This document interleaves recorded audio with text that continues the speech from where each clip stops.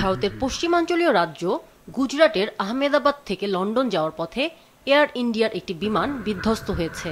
উড্ডয়নের পরপরই বিমানবন্দরের কাছে মেঘানী নগরে চিকিৎসকদের একটি হোস্টেলের ওপর আছড়ে পড়ে বোয়িং 7878 ড্রিমলাইনার উড়োজাহাজটি। দুপুর 1:38 সর্দার বল্লভভাই প্যাটেল আন্তর্জাতিক বিমানবন্দরের রানওয়ে ছাড়ার 1 মিনিট না যেতেই বিমানটি যোগাযোগ বিচ্ছিন্ন হয়ে যায় এটিসির সঙ্গে। উড়োজাহাজ থেকে সাহায্য চেয়ে বার্তা পাঠানো হয়, কিন্তু তারপর আর কোনো সাড়া পাওয়া যায়নি।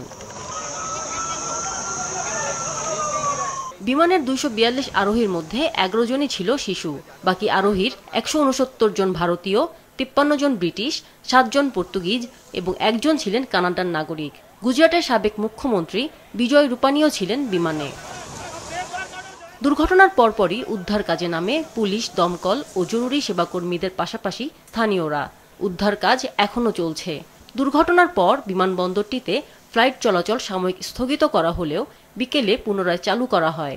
বিমান বিধ্বস্তে হতাহতের ঘটনায় শোক জানিয়েছেন ভারতের প্রধানমন্ত্রী নরেন্দ্র মোদী। বাংলাদেশের প্রধান উপদেষ্টা ডক্টর মোহাম্মদ ইউনূসও এ দুর্ঘটনায় গভীর শোক প্রকাশ করেছেন।